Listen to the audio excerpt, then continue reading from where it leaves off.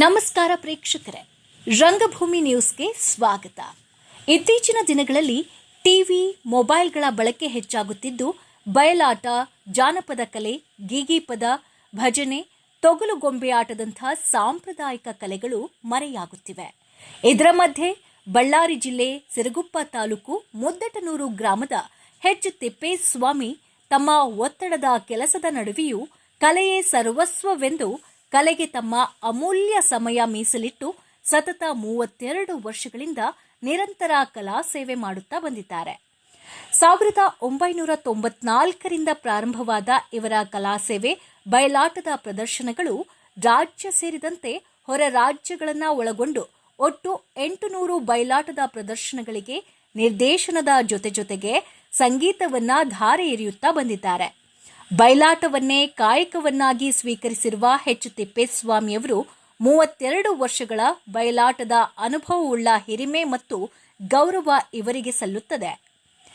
ಇವರ ತಂದೆ ದಿವಂಗತ ಪಂಪಾಪತಿ ಮೇಷ್ಟ್ರು, ಅವರು ಕೂಡ ಕಲೆಯೇ ಸರ್ವಸ್ವವೆಂದು ಬದುಕಿದವರು. ಸಿರುಗುಪ್ಪ ಭಾಗದಲ್ಲಿ ಇವರು ಹಾರ್ಮೋನಿಯಂ ಮೇಷ್ಟ್ರೆಂದೇ ಜನಜನಿತರು.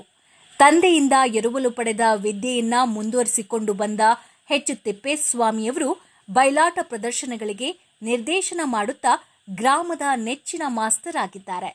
ಸುಮಾರು 32 ವರ್ಷಗಳ ಎಚ್ ತಿಪ್ಪೇಸ್ವಾಮಿಯವರ ಕಲಾ ಸೇವೆ ಗುರುತಿಸಿ ಇಂದು ಶ್ರೀ ಬಸವೇಶ್ವರ ಸಾಮಾಜಿಕ ಸಾಂಸ್ಕೃತಿಕ ಕಲಾ ಟ್ರಸ್ಟ್ ವತಿಯಿಂದ ಅವರಿಗೆ ಸನ್ಮಾನಿಸಿ ಗೌರವಿಸಲಾಯಿತು.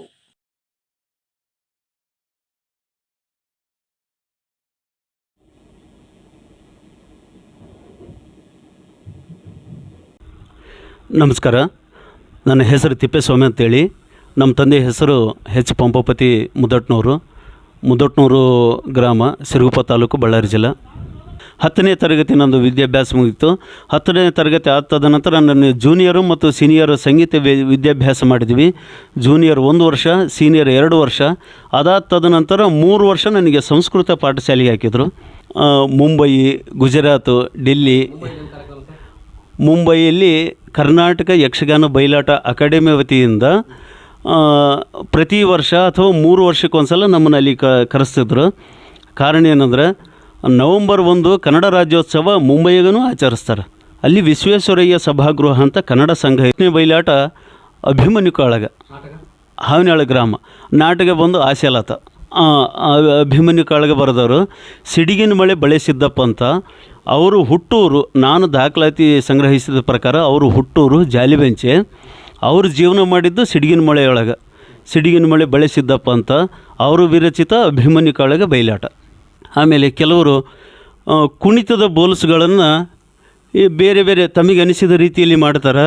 ಆದರೆ ಆನಕೃಷ್ಣ ಶಾಸ್ತ್ರಿಯವರು ಮೈಸೂರು ರಾಜ್ಯ ಆಗಿದ್ದಾಗ ಆನಕೃಷ್ಣ ಶಾಸ್ತ್ರಿಯವರು ಬರೆದಂತಹ ಭಾರತ ಕಲಾದರ್ಶನ ಪುಸ್ತಕದಲ್ಲಿ ಭರತನಾಟ್ಯದ ಬೋಲ್ಸ್ಗಳು ಅದಾವ. ಆದರೆ ಕಿಟಿತಕ ಧಾತ್ತ ತೋಂ, ಕಿಟಿತಕ ಧಾದ ಆಗಿಟಿತಕ ಧಾಗಿಟಿತಕ ಧೋಗಿಟಿತಕ ದಿತ್ತ ಆಗಿಟಿತಕ ಧಿತ್ತಕ ತದಿಗಿನತ ಈ ರೀತಿ ಬೋಲ್ಸ್ಗಳನ್ನ ಬಳಸ್ಬೇಕಂತ ವಿನಂತಿ.